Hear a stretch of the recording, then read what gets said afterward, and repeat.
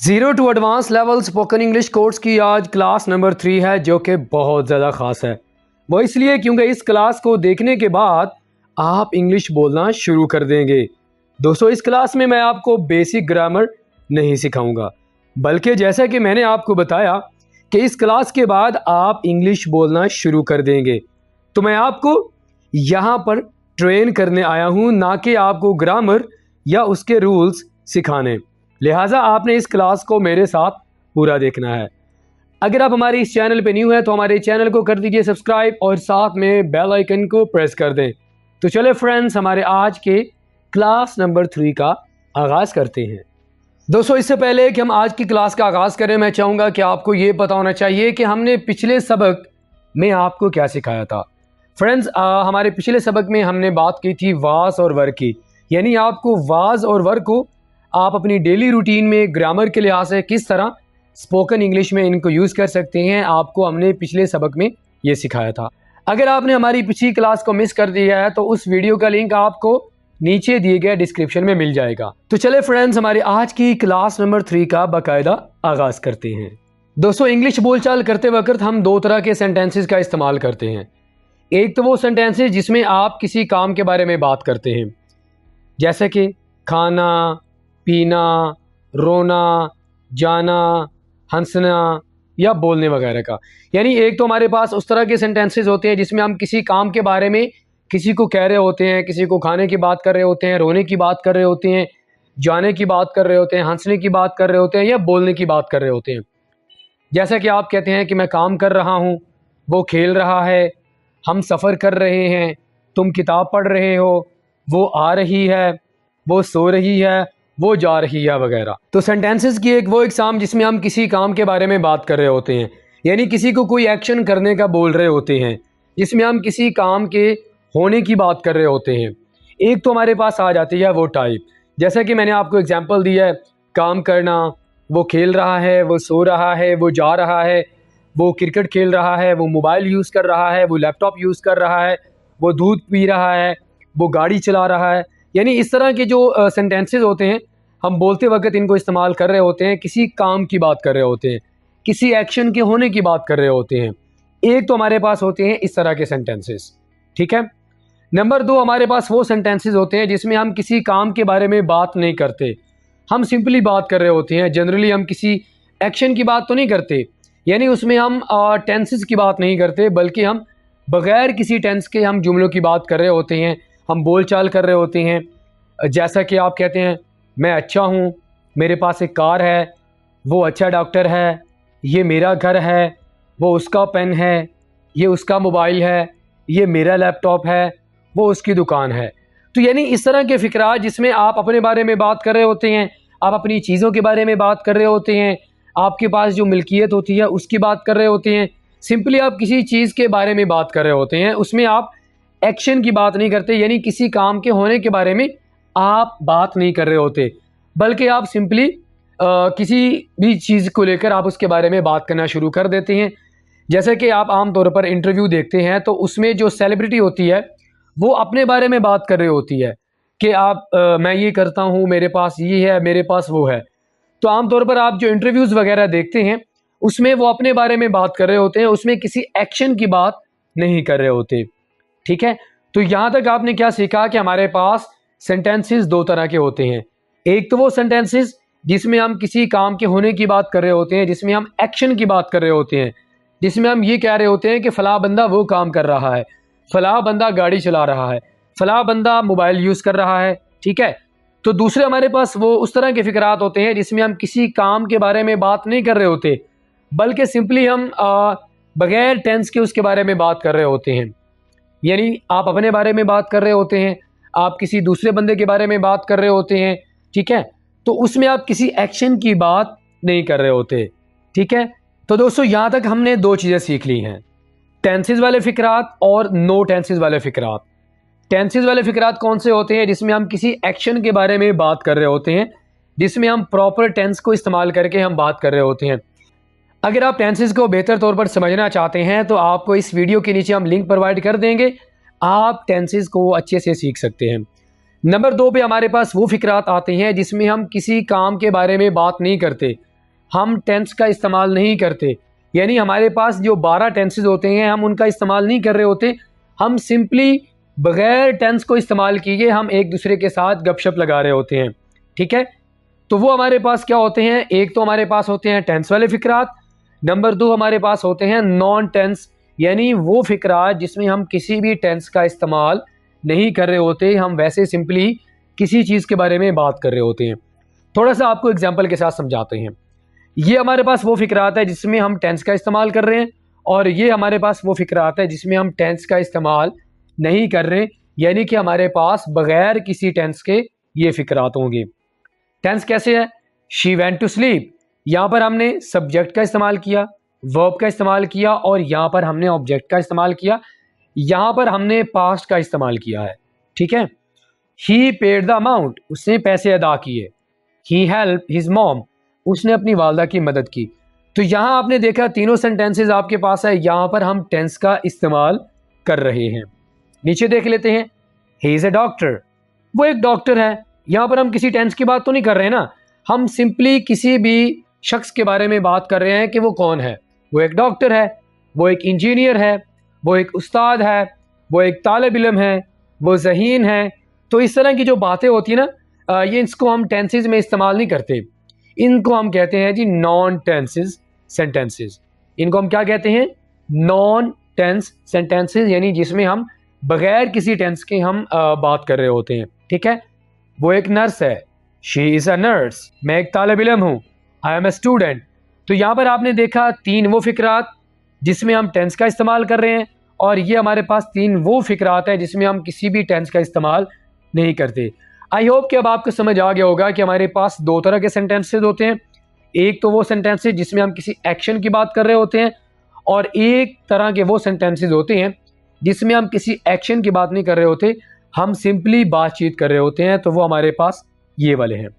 I hope कि यहाँ तक आपको बात समझ आ गई होगी। दोस्तों मुझे उम्मीद है कि यहाँ तक आपने सीख लिया होगा कि हमारे पास दो तरह के सेंटेंसेस कौन से होते हैं। एक तो हमारे पास टेंस वाले सेंटेंसेस होते हैं, यानी जिसमें हम टेंसेस के रूल्स को फॉलो कर रहे होते हैं। नंबर 2 हमारे पास वो वाले सेंटेंसेस होते हैं जिसमें हम किसी भी टेंस का इस्तेमाल नहीं कर रहे होते। अब आगे आपने एक चीज़ और समझनी है, हमारे पास जब हम बात कर रहे होते हैं तो हमारे पास ये 6 सब्जेक्ट्स हैं जो कि हम यूज़ कर रहे होते हैं, I, we, you, they, she, it और ही। लेकिन दोस्तों मैं चाहूँगा कि आप अपने माइंड में सिर्फ एक सब्जेक्ट को रखें, वो है आई, यानी आप सिर्फ अपने बारे में बात कर रहे हैं, और आपने ये भी नहीं देखना कि आई का माना क्या होता है मैं। आपने इसकी तरफ तवज्जो बिल्कुल भी नहीं करनी, आपने अपने माइंड में सिर्फ इस सब्जेक्ट को रख लेना है, वो है आई। इसके अलावा आपने बाकी जो तमाम सब्जेक्ट्स है उसको आपने कुछ देर के लिए भूल जाना है, आपको उन सब्जेक्ट्स का बिल्कुल नहीं पता।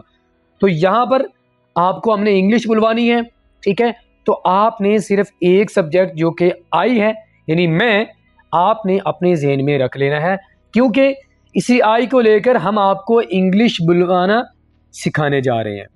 अब हम आगे मूव करते हैं नेक्स्ट पॉइंट की तरफ, लेकिन उससे पहले मैं चाहूँगा कि आपको ये पता होना चाहिए कि दोस्तों जब हम इंग्लिश स्पीकिंग कर रहे होते हैं तो हम 3 तरह के टेंसेस का इस्तेमाल करते हैं। वो कौन कौन से हैं? प्रेजेंट इंडेफिनिट टेंस यानी मौजूदा वक्त, प्रेजेंट कॉन्टिन्यूस टेंस ज़माना हाल जारी, और पास्ट इंडेफिनिट टेंस ज़माना माजी। दोस्तों जब भी हम इंग्लिश बोलचाल कर रहे होते हैं तो आम तौर पर जो टेंसेस इस्तेमाल किए जाते हैं वो है 3 तरह के, present indefinite tense, present continuous tense और प्रेजेंट इंडेफिनिट और पास्ट इंडेफिनिट टेंस। तो ये तीनों टेंस आपने अपने माइंड में रखनी है। इसके अलावा जो बाकी टेंसेस हैं वो ज़्यादा इस्तेमाल नहीं किए जाते। आम बोल चाल में जो हम अपने दोस्तों के साथ किसी के साथ भी कर रहे होते हैं ना, हम इन तीनों टेंसेस को बहुत ज़्यादा इस्तेमाल कर रहे होते हैं। तो हम इन तीनों टेंसेस को लेकर आगे आपको एक सब्जेक्ट जो आपको मैंने बताया है आई, आपने अपने माइंड में रखना है। इसी इन 3 टेंसेस को लेकर हम आपको बुलवाना सिखाएंगे। अब दोस्तों यहाँ से आपकी स्पीकिंग प्रैक्टिस शुरू होने जा रही है। आपको मैंने क्या बताया कि आपने कौन से सब्जेक्ट को अपने माइंड में रखना है? जी हाँ, आपने आई सब्जेक्ट को अपने माइंड में रखना है, और इसी सब्जेक्ट को लेकर हम आपको इंग्लिश बुलवाना सिखाएंगे। ठीक है, कैसे इंग्लिश बुलवाना सिखाएंगे? अब यहाँ पर देखिए हमारे पास कुछ वर्ब्स हैं जो कि आपने अपने माइंड में रखने हैं, इनके मीनिंग्स भी साथ में लिखे हुए हैं। अब आपने क्या करना है, आपने हर एक वर्ब के साथ आपने आई लगाना है। I walk, I agree, I help, I look, I play, I go, I say. तो इसी तरह आपने इन तमाम वर्ब्स के साथ आपने आई का इजाफा करना है, तो आप देखेंगे कि आपकी इंग्लिश स्पीकिंग बेहतर होती जाएगी। I walk, I agree, I help, I look, I play, I go, I say. अभी आपने सिर्फ आई को अपने माइंड में रखना है, इसके अलावा जो बाकी सब्जेक्ट्स हैं आपने उनको अपने माइंड में लेके नहीं आना, आपने सिर्फ आई को अपने माइंड में रखना है, ठीक है। I find, I need, I leave, I see, I show, I watch, I use. तो यहां तक आपने देखा कि हमने प्रेजेंट इंडेफिनिट टेंस में किस तरह हम इंग्लिश स्पीकिंग की प्रैक्टिस कर सकते हैं। आपने एक और चीज़ अपने माइंड में रखनी है, यहां पर हम सब्जेक्ट, हेल्पिंग वर्ब और ऑब्जेक्ट का इस्तेमाल करेंगे। जब भी हम नेगेटिव सेंटेंसेस बनाएंगे तो हम डू नॉट का इस्तेमाल करेंगे, ये तो आपको पता होगा। और अगर हम सवालिया फिक्रा बनाना चाहते हैं तो उस वक्त हम जो हेल्पिंग वर्ब होगा यानी जो डू होगा उसको हम शुरू में ले आएंगे। स्ट्रक्चर अगर आपके माइंड में रहेगा तो आपके लिए सेंटेंसेस बनाना बिल्कुल आसान हो जाएगा। अब यहाँ तक तो आपको मैंने ये सिखा दिया कि आप प्रेजेंट इंडेफिनिट टेंस के साथ किस तरह सेंटेंसेस बना सकते हैं, किस तरह आप अपनी इंग्लिश स्पीकिंग को बेहतर बना सकते हैं। अब ज़रा आपको सिखाते हैं कि प्रेजेंट कॉन्टिन्यूस टेंस में आपने किस चीज़ को अपने माइंड में रखना है। दोस्तों, आपने एक चीज़ को अपने माइंड में रखना है, जब आप प्रेजेंट कॉन्टिन्यूस टेंस की बात करते हैं तो ING आपके माइंड में होना चाहिए, ING। अगर आपके माइंड में ING है तो आपके लिए फिक्रात बनाना बिल्कुल भी मुश्किल नहीं होगा। तो आप क्या करेंगे, सब्जेक्ट आपने कौन सा माइंड में रखना है, ही, शी, नो। आपने आई को अपने माइंड में रखना है, तो वाक की बात तो हमने कर ली है। अब हमने इस चीज़ को अपने माइंड में रखना है, ING, ठीक है। तो आप क्या कहेंगे, आई एम वॉकिंग, ठीक है। आप जब अपने बारे में बात कर रहे होते हैं तो आप एम का इस्तेमाल करते हैं। I am agreeing, I am helping, I am looking, I am playing, I am going, I am saying. तो आपने एक चीज़ को अपने माइंड में रखना है। यहाँ पर हम वर्ब के साथ क्या लगा रहे हैं, ING का इजाफा कर रहे हैं। दोस्तों, बड़ा ही सिंपल सा कॉन्सेप्ट है जो कि आप फेल हाल जारी यानी प्रेजेंट कॉन्टिन्यूस टेंस के बारे में समझ सकते हैं। वो ये है कि आपने ING का इजाफा कर देना है, बस ये चीज़ आपने अपने माइंड में रखनी है। तो मुझे यकीन है कि आपके लिए इंग्लिश बोलना, फिक्रात बनाना बिल्कुल आसान हो जाएगा। तो यहाँ पर आप क्या करेंगे, I am walking, I am agreeing, तो आप शुरू में आई का इजाफा करेंगे, उसके साथ आप एम का इजाफा करेंगे और आपका सेंटेंस बन जाएगा। जब आप इस सिंपल सेंटेंस को बना लेंगे, I am walking towards home, I am agreeing with him, जब आप इस तरह की फिक्रात बनाना शुरू हो जाएंगे ना दोस्तों, तो आपके लिए आगे भी फिक्रात बनाना आसान हो जाएगा। यहाँ तक तो आपने सीख लेना है, ठीक है। अब आगे हमारे पास आ जाता है जी पास्ट इंडेफिनिट टेंस, यानी अगर हम माजी में फिक्रात बनाना चाहते हैं तो हम कैसे बनाएंगे, आपने कौन से सब्जेक्ट को अपने माइंड में रखना है। अभी तक हम आई की बात कर रहे हैं और आपने आई को ही अपने ज़हन में रखना है, ठीक हो गया। दोस्तों, एक चीज़ मैं आपको बताना चाहूँगा कि हम पास्ट इंडेफिनिट टेंस को बहुत ज़्यादा इस्तेमाल करते हैं।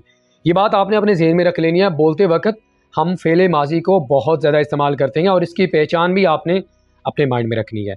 यहाँ पर हम सब्जेक्ट का इस्तेमाल करेंगे, V2, ये आपको ऐसे समझ नहीं आएगा।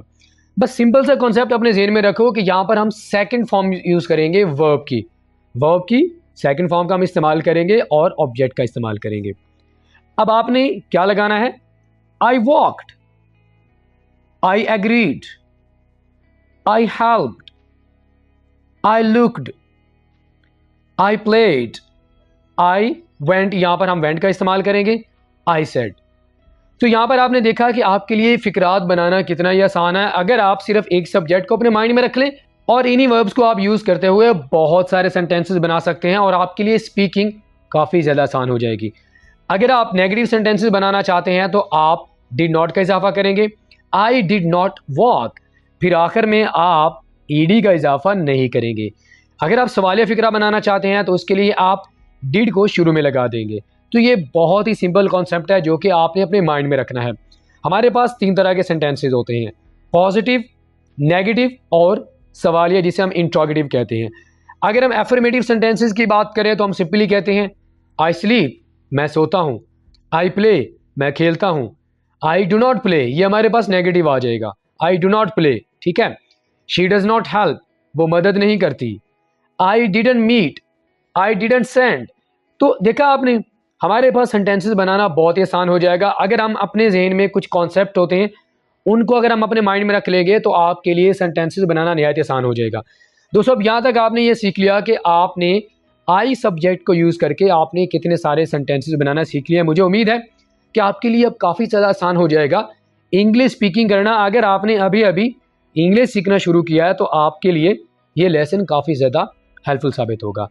अब आई सब्जेक्ट को आपने यूज़ कर लिया है तो इसी तरह आपने पीछे जाना है। आपने ही सब्जेक्ट को लेना है, शी सब्जेक्ट को लें, वी को लें, यू को लें, दे को लें। इन्हीं सब्जेक्ट को यूज़ करते हुए आपने इन तमाम के साथ आपने यूज़ करते जाना है तो आपके लिए सेंटेंसेस बनाना आसान हो जाएगा। दोस्तों जब आप एक सिंपल सा सेंटेंस बनाएंगे तो आगे खुद ब खुद आपके लिए बोलना आसान हो जाएगा। ऑलराइट फ्रेंड, तो इसी के साथ ही आज का हमारा ये ख़ास लेसन जो कि हमने आपके लिए तैयार किया था यहीं पे ख़त्म होता है। दोस्तों अगर आपने अभी अभी इंग्लिश सीखना शुरू किया है और आप चाहते हैं कि आप फरफर इंग्लिश बोलना शुरू कर दें तो आपने इस लेसन की प्रैक्टिस ज़रूर करनी है, क्योंकि अगर आप इस लेसन की प्रैक्टिस अच्छे से कर लेते हैं मैं यकीन से कहता हूं कि आपके लिए इंग्लिश बोलना आसान हो जाएगा। सबसे पहले आपने आई सब्जेक्ट को लेकर आपने तमाम सेंटेंसेस बनाने हैं, उसके बाद आपने बाकी सब्जेक्ट्स को लेकर आपने सेंटेंसेस बनाना है। जब आप छोटा सा सेंटेंस बनाएंगे तो ऑटोमेटिकली आप आगे बोलना भी शुरू कर देंगे। दोस्तों मुझे उम्मीद है कि आज के वीडियो लेसन में आपको बहुत कुछ सीखने को मिला होगा। अगर आपको वीडियो लेसन अच्छा लगा हो तो लाइक करें, अपने दोस्तों के साथ भी ज़रूर शेयर करें, अपना फीडबैक हमें ज़रूर दीजिएगा। अगर आपने हमारे चैनल AW इंग्लिश को सब्सक्राइब नहीं किया तो हमारे चैनल को ज़रूर सब्सक्राइब करें। फ्रेंड्स आपके साथ मुलाकात होगी नेक्स्ट लेसन में। टिल देन अल्लाह हाफिज़।